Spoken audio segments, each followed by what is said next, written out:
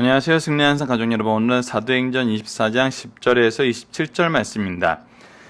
사도행전 파트 2의 33번째 강좌로 의인과 악인 모두는 반드시 부활하게 된다는 제목의 말씀입니다. 승리하는 삶은 말씀 중심, 예배 중심의 성경 전문 교사를 양육하기 위해서 만들어진 성경 공부 교재입니다. 2016년 7월 현재 사도행전 20장에서 28장 말씀을 상고하고 있고요. 승리하는 삶은 발행이신 박율 목사님의 구속사로 조망한 성경 연속 강해집을 통해서 편집이 되었습니다. 저도 금요일이긴 하지만 사도행전 전체적인 구조를 보면서 저희들이 성경 말씀의 핵심된 주제를 가지고 그 주제가 가르쳐주고 있는 내용, 이 주제를 설명하고 있는 내용이 무엇인지 각 주의 말씀을 통해서 살펴보고 있습니다. 저희들 지금 현재 맨 마지막 단락인 사도행전 19장 21절에서 28장 이 말씀을 저희들이 지금 현재 상고하고 있습니다. 이번 주 내용을 통해서 저희들이 어떻게 이 말씀이 전체 주제를 설명하고 있는지는 위크 스터디, 이제 다음 주 내용에 대해서는 주일날 업로드되는 내용을 통해서 저희들 함께 확인하기로 하고요. 이번 주 말씀을 통해서 저희들이 계속적으로 보고 있는 것은 우리가 처한 환경과 복음의 전파 사이에는 어떤 관계가 있나입니다. 우선 어제 말씀과 동일한 게 아니라 어제 말씀과 연결되어서 오늘 말씀을 상고하게 되는데, 어제 말씀은 이 종교인들이, 타락한 종교인들이 그들의 목적을 이루기 위해서 모든 것을 부인하면서 무엇을 계속하게 됨을 보게 되냐면 죄의 제목을 쌓아나가는 것을 볼 수 있어요. 하지만 오늘 사도 바울의 증거를 통해서는 무엇이 선언되게 되냐면, 정말 논리적으로 이들이 주장하는 세 가지 사도 바울에 대한 죄가 뭐였죠? 첫 번째는 연병처럼 선동한다였어요. 이것을 통해 역적에 대한 제목을 뒤집어 씌웠었고, 두 번째는 이단의 괴수다. 세 번째는 성전을 모독했다. 이 내용에 대해서 있는 사실을 근거로 왜 이들의 주장이 억지이고 잘못된 것이고 만들어진 것이고 거짓말인지를 사실에 근거하여 얘기하고 있고, 이 사실에 근거하는데 굉장히 중요한 내용은 뭐냐면 자기를 변론한다는 거예요. 이것이 참 세상하고는 달라요. 우리가 어떤 문제에 대해서 얘기를 할 때 우리가 어떤 이 사안에 대해서 잘못된 사실이 있다면은 우리가 요셉의 형들의 사례를 통해서 얘기했던 것처럼 먼저 회개가 먼저 되어야 돼요.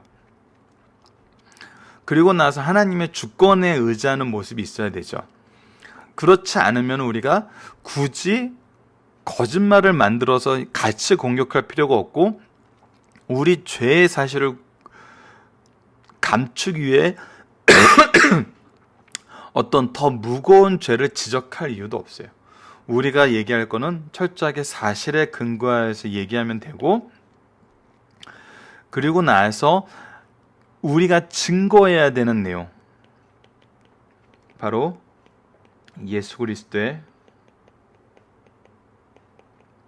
부활하신 이 부활의 대속의 은혜를 전하면 된다는 거예요.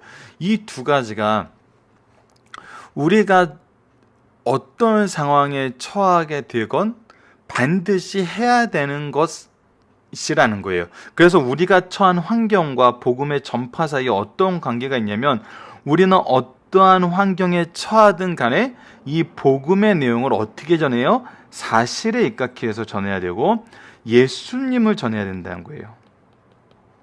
예수님의 부활하심을 전해야 된다는 거예요. 이 두 가지가 우리의 행동과 생각과 모든 판단에 어떻게 된다고요? 최우선이 돼야 된다는 겁니다. 자, 이거는 정말 말하기는 굉장히 쉬운데 실천하기는 굉장히 어려운 그런 내용이기도 하죠. 우리가 오늘 사도 바울이 이 내용을 보여줌으로 인해서 우리에게 경험하게 되는 승리의 소식을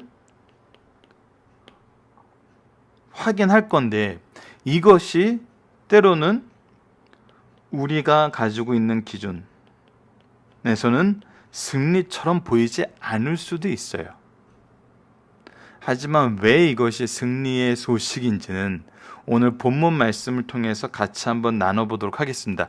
그랬을 때 우리가 이 복음 전파에 대해서, 이 결과에 대해서 오직 하나님의 계획하심을 인정하고 의지하고 그 안에서 승리할 수 있는 거거든요.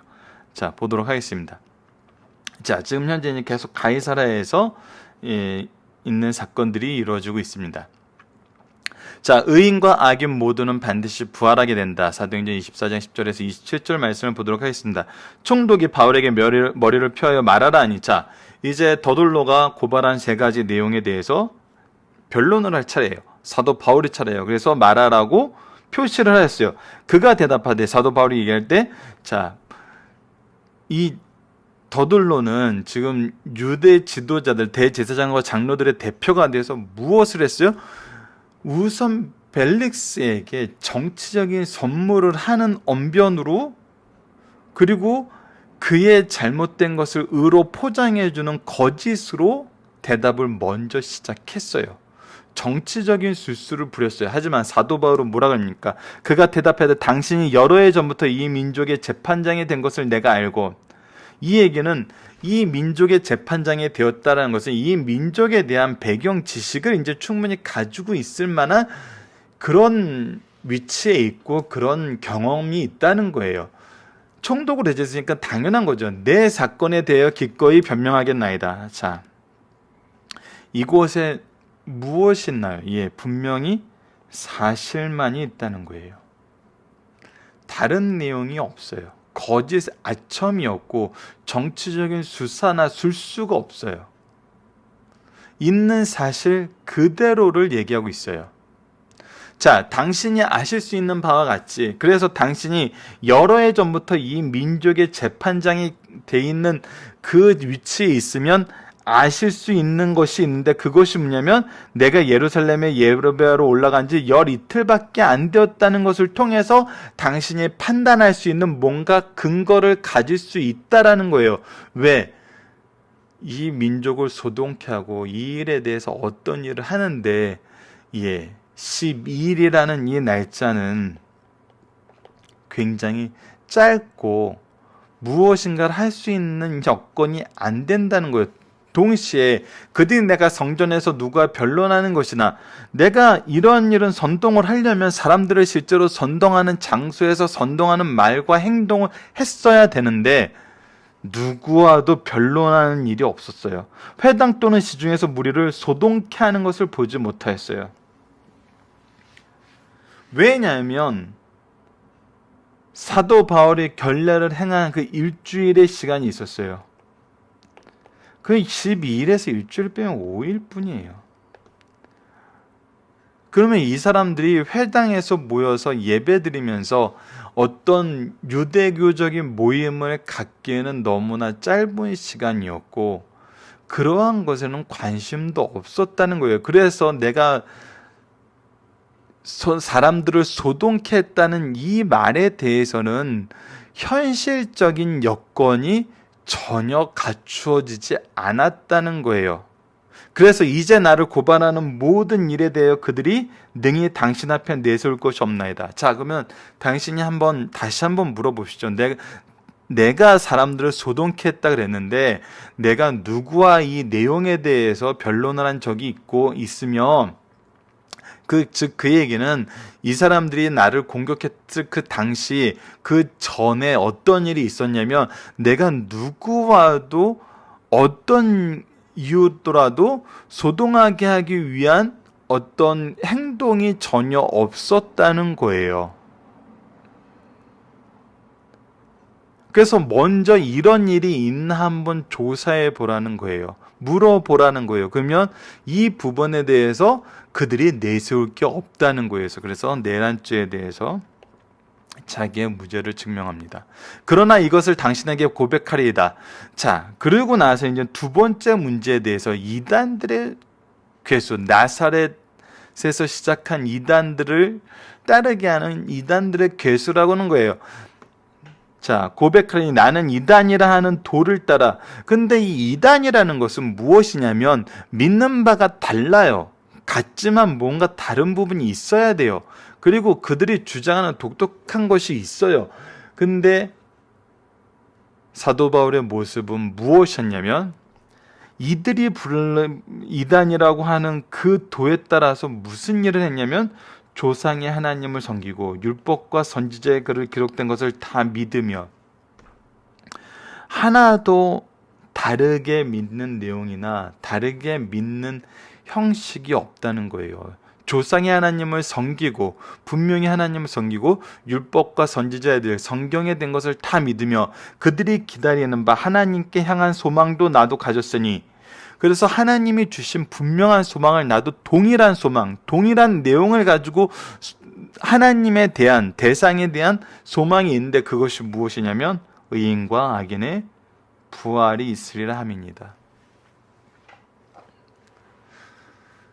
자, 하나님께서는 말씀을 통해서 분명히 소망을 우리에게 갖게 하셨고 이 소망이 우리에게 얼마나 중요한 것임을 지속적으로 알게 하세요.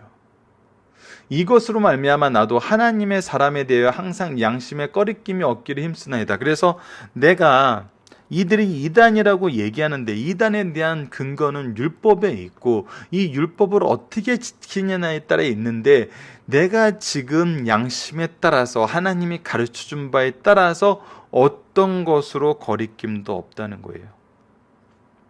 즉 그들이 이단이라고 주장하는 이것이 그들의 율법에 비추어서는 어떻다는 거예요?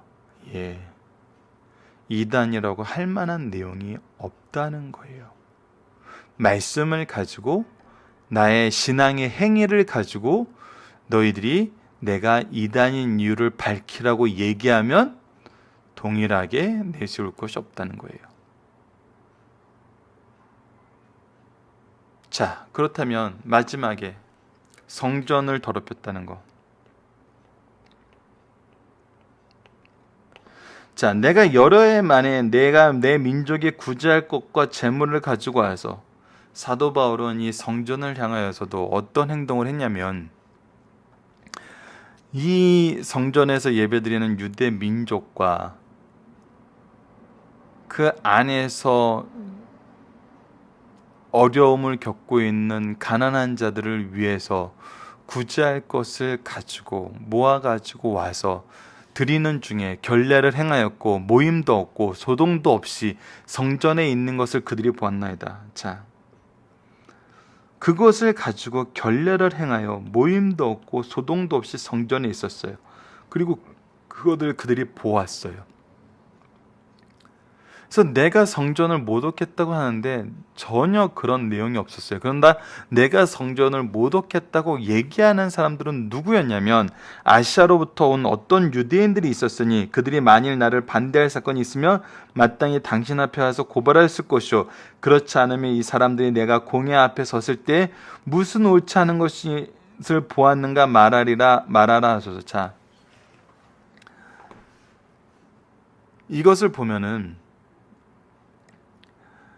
이제 무엇을 알 수 있냐면 유대에서 이 이방 지역에서 아시아에서부터 온 유대인들이 자기가 성전을 모독했다고 얘기한 근거가 뭐였냐면 이방인을 데리고 성전에 들어왔다는 내용이었어요. 근데 지금 이 내용과 이 증언을 통해서 무엇이 증명됨을 볼 수 있어요? 첫 번째, 회중 앞에서 계단 위에서 얘기했을 때 그 일과 두 번째, 천부장에 의해서 공회가 소집됐을 때 얘기했던 그 내용을 통해서 이것은 이미 어떻게 됐어요? 이들이 잘못 생각하고 그들의 잘못된 판단으로 인해서 이루어졌던 것을 이미 알고 있다는 거예요.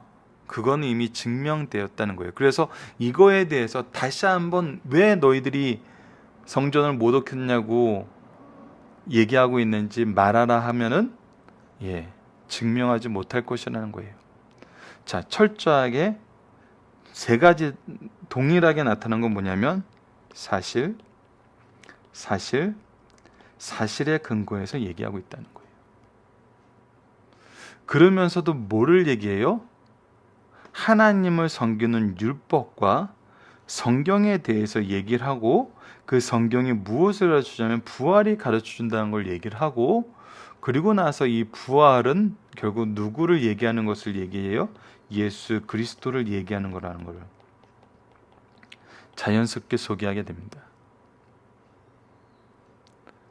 그래서 자기 민족의 지도자들 뿐만 아니라 벨릭스에게도 바로 이 복음의 핵심을 소개하게 되는 거예요. 자, 사실과 예수 그리스도, 이 두 가지면 충분하다는 거예요. 오직 내가 그들 가운데, 21절입니다. 가운데 서서 외치기를 내가 죽은 자의 부활에 대하여 오늘 너희 앞에 신문을 받는다고 한 이 한 소리만 있을 따름이니이다.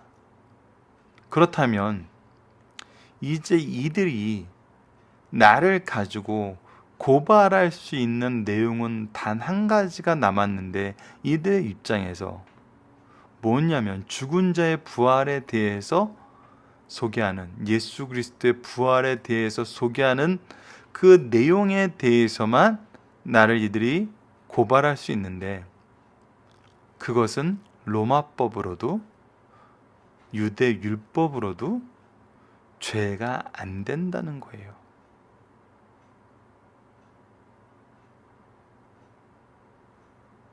이것을 누가 알아요? 벨릭스가 이해를 해요. 그리고 어떤 마음을 가져요? 22절입니다.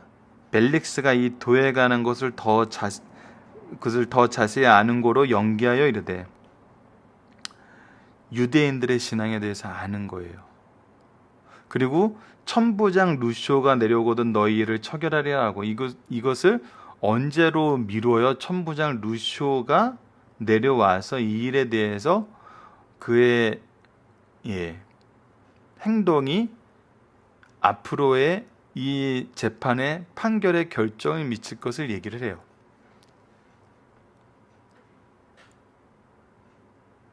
그러니까 이 내용을 벨릭스가 이제 궁금해하고 이 복음에 대해서 마음이 열린 상태에서 이것을 미결로 남겨 놓습니다.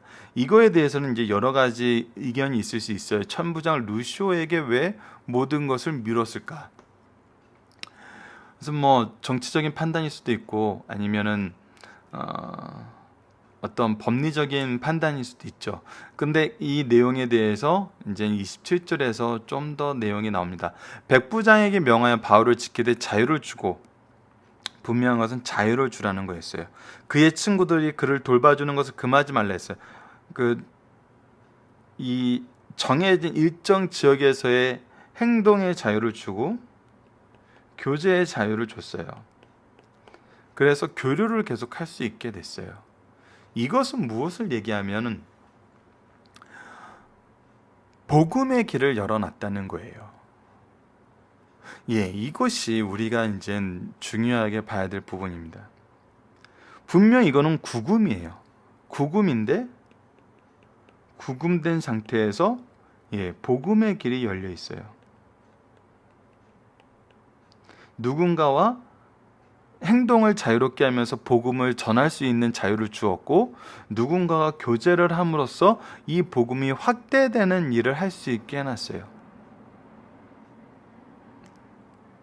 자, 그리고 나서 어떤 일이 있냐면, 수일 후에 벨릭스가 그 안에 유다 여자 드루실라와 함께 와서 바울을 불러 그리스도의 믿는 도를 듣거늘. 그리고 나서 무엇을 하게 돼요? 그리스도 예수 믿는 도에 대해서 이 벨릭스가 그의 안에 유다 여자 드루실라와 함께 듣게 돼요. 그때 바울이 뭐를 얘기해요? 의와 절제와 장차 오는 심판을 강론하니. 자, 분명하게 바울의 입에서 선언되는 것은 하나님의 의 안에서 자기의 기준이 아닌 하나님의 기준으로 움직이는 절제. 그리고 이것이 마지막 날의 심판 때에 예수 그리스도의 재림으로 인해서 판단받고 그 결과에 의해서 우리가 영생이 구분된다는 이 내용에 대한 강론을 들어요. 그래서 이 말씀을 듣고 어떻게 돼요? 벨릭스가 두려워해요.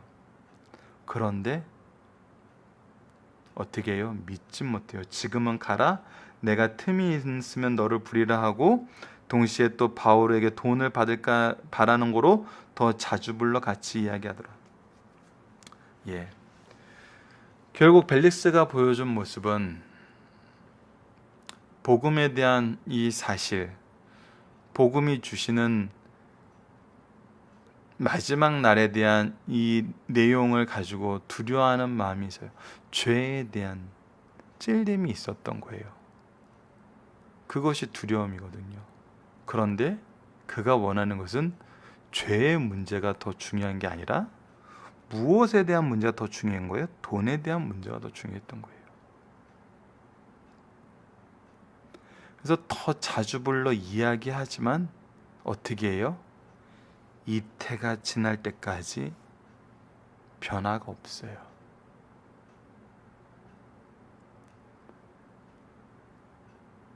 자, 이태가 지난 후 보르기오 베스도가 벨릭스의 소임을 이어받으니 벨릭스가 어떻게 해요? 유대인의 마음을 얻고자 하여 바울을 구려한 대로 내버려둬요. 예. 이 사람이 바울을 구려한 이유는 이제 두 가지로 나타나게 돼요. 첫 번째는 죄의 문제보다는 돈을 받고자 하여서, 두 번째는 유대인들의 마음을 얻고자 하여서. 그래서 벨릭스의 행동을 보면은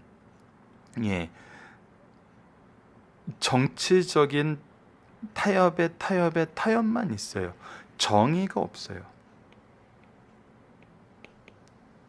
로마 시민인 바울을 자기가 보기에 무죄한데 법률적으로 죄를 물을 수 없어요. 그러면서도 동시에 이 정치적인 수사로 자기를 지지해준 유대인들의 이 마음을 계속 유지하고 얻기 위해서 바울을 또 석방하지도 않아요. 자, 빌라도도 그랬죠. 예수님 무죄예요. 무죄면 놔주면 됐어요. 근데 어떻게 해요? 유대인의 마음을 얻고자 하여 때려서 놔준다 그래요. 죄가 없는데 때려서 놔준대요. 무죄인데 때려서 놔준대요. 근데 결국 그것이 어디로 갔죠? 예수님을 죽이는 판결을 내리는 데까지 가게 됩니다. 정의가 없으면 결국은 죄만 더할 뿐이에요. 자, 그러면은 우리가 여기서 이제 마지막으로 중요하게 봐야 될 것은 그것입니다. 세상적인 기준으로 봤을 때 사도 바울에게는 이건 어떻게 보면 패배일 수 있어요. 죄가 없는데 감옥에 있어요. 세상 기준으로 보면은 하나님이 승리하게 해준 것 같지가 않아요. 그런데 우리가 사도행전의 전반적인 내용을 통해서 예수님의 제자들이 고난 이후에 4장에서 예수님께 간구하면서 기도하는 그 내용 속에 뭐가 있어요? 세상 권력자들이 까닭없이 예수님에 대해서 대항하고 핍박하나 우리로 하여금 무엇하게 하소서, 예수 그리스도의 이름을 전하게 하소서. 그래서 승리의 기준은 뭐였어요? 복음이 선포되는 거였어요. 지금 내용을 보세요. 벨릭스와 그의 아내에게도 복음이 선포되었고 구금 중이지만 행동과 교제의 자유가 있으면서 이곳에서도 끊임없이 복음을 전할 수 있었어요. 교제를 통해서 복음을 전하고 서신을 통해서 복음을 전할 수 있었어요. 말씀은 계속하여 전해주고 있어요. 이것이 우리가 보게 되는 복음이 가르쳐주는 승리의 요건이란 겁니다. 예수님은 바울로 승리케 하셨어요. 그것은 우리가 생각하는 모습하고는 다를 수 있어요. 그러나 협력하여 선을 이루시는 하나님의 계획을 우리가 모든 것을 알 수 있고 모든 것을 이해할 수 있는 건 아니에요. 그래서 사도 바울에게 너는 반드시 지금 예루살렘에서처럼 담대히 나에 대해서 전하리라 한 그것을 로마에서도 이루어지게 한다는 그 약속이 2년 동안 궁궐에 있으면서 마치 막혀 있는 것처럼 보여. 하지만 하나님의 계획은 우리가 생각하는 것보다 크고 우리가 생각하는 것보다 훨씬 더 지혜로우시며 그 계획에는 이루지 않은 것이 하나도 없다는 거예요. 그래서 우리가 하나님의 계획을 의지하는 자세는 바로 복음의 확장입니다. 그것을 통해서 내가 여기에 있든지 저기에 있든지 이런 환경에 있든지 저런 환경에 있든지 복음을 전하고 복음을 듣는 자들이 있다면 하나님의 계획은 승리하는 것입니다. 이것이 우리가 복음의 기준이 되어야 된다는 것입니다. 이것이 오늘 본문 말씀을 통해서 우리가 얻게 되는 교훈이라는 것입니다. 자, 본문 묵상하기의 내용은 앞에 있는 설명을 통해서 여러분들이 다시 한번 찾아보시면서 한번 보셨으면 하고요. 4번 문제가 이제 18절 내용을 다시 한번 봐야 되기 때문에 앞에 있는 18절 내용만 다시 한번 소개해 드린 거예요.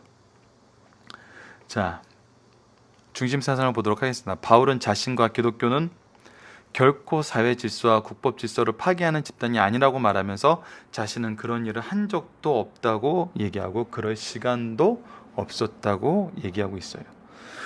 유대인들은 자신들이 송사한 바울에게 소요를 일으킨 자로 고소한 죄에 대하여 제시할 수 있는 근거는 아무것도 없었어요. 왜냐하면 바울이 그런 사실이 없고 그런 뜻을 가진 사람이 아니었기 때문이에요.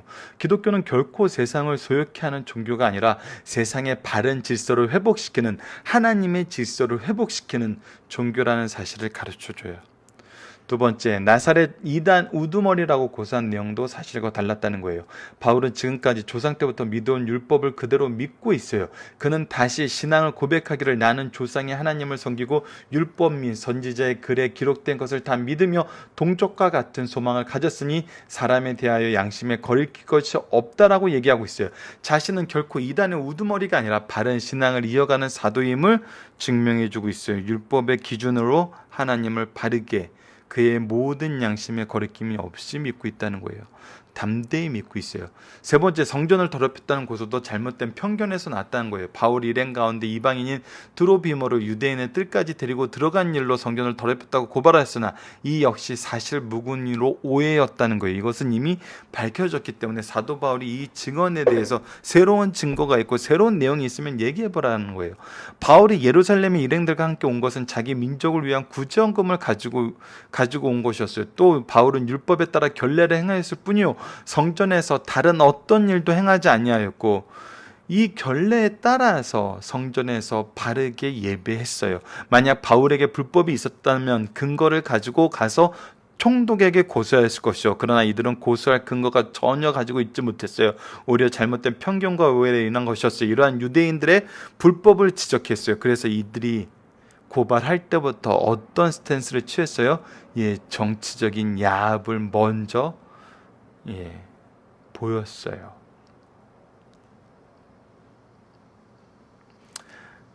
참 세상을 살다 보면 진리보단 정의보다는 이런 편법과 야합이 승리의 요건처럼 보일 때가 있어요. 그리고 실제로 이런 야합과 거짓으로 인해서 감옥에서 고통받는 사람들도 없지 않는다는 걸 우리가 알아요. 하지만 우리가 이러한 가운데에서 왜 하나님이 이러한 것도 해결해 주지 못해? 왜 하나님의 말씀을 열심히 전하는 내가 이런 고난이 있어야 돼? 이렇게 보시면 안 되고 이 안에서도 이러한 환경 속에서도 하나님께서는 하나님의 계획하심을 이루시고 나로 하여금 무엇을 할게 만드셨어요? 복음을 전하게 만드셨다는 것을 우리가 볼 수 있어야 돼요. 그리고 그것이 하나님의 승리의 역사임을 우리가 깨닫고 이 승리를 우리가 인정하고 더욱더 의지하면서 믿고 나에게 맡겨진 소망을 수행하면은 하나님께서 이기게 하시고 승리하게 하시는 것을 나뿐만 아니라 누가 확인할 수 있어요? 이 세상이 확인하고 하나님을 인정하게 된다는 거예요. 이것은 이후에 유라굴로 광풍을 만난 사도 바울의 모습과 그때 사도 바울을 통해서 하나님의 역사를 보게 된 사람들을 통해서도 증명이 되고 증거가 되는 내용입니다. 자, 살펴보기 정답은 여러분들 카페에서 다운로드 받아서 확인해 주시고요. 우리가 힘써 전하는 복음의 핵심은 무엇이며 이것은 어떻게 전해지게 되는가? 복음의 핵심은 예수 그리스도의 부활하심이고, 벨릭스에게 통해서 얘기했던 건 뭐냐면 재림을 통해서 이루어지는 심판입니다. 이것은 어떻게 전해지게 되냐면 거짓 없이 전해줘야 돼요. 진리만을. 진리는 말씀, 성경을 통해서만 전해지는 것입니다. 어제 이어서 다시 한번 강조하는 것은 우리가 전하는 말씀에 거짓이 있어서는 안 됩니다.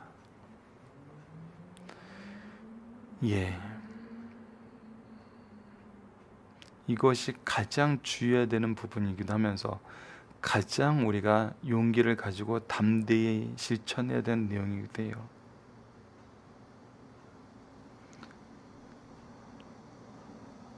지금까지의 모습을 통해서는 진리의 말씀을 어떻게 전하는지 우리가 사도행전 전반부부터, 작년부터 이어진 사도행전 전반부부터 지금까지의 말씀을 통해서 충분히 살펴볼 수 있었어요. 이것을 전할 때 우리가 정말 주의해야 되는 것은, 윤리적인 면에서 굉장히 주의해야 되는 것은 거짓이 없어야 된다는 겁니다. 우리의 행동에, 우리의 말에, 우리의 증거에 거짓이 없어야 됩니다. 말씀을 기초로 기도하기를 통해서 마치겠습니다. 하나님, 주님의 부활이 복음의 핵심이며 우리에게 주신 사명의 핵심임을 항상 기억하게 하여 주시고 이것을 언제 어디서나 전하게 하여 주소서. 예수님 이름으로 기도드립니다. 아멘.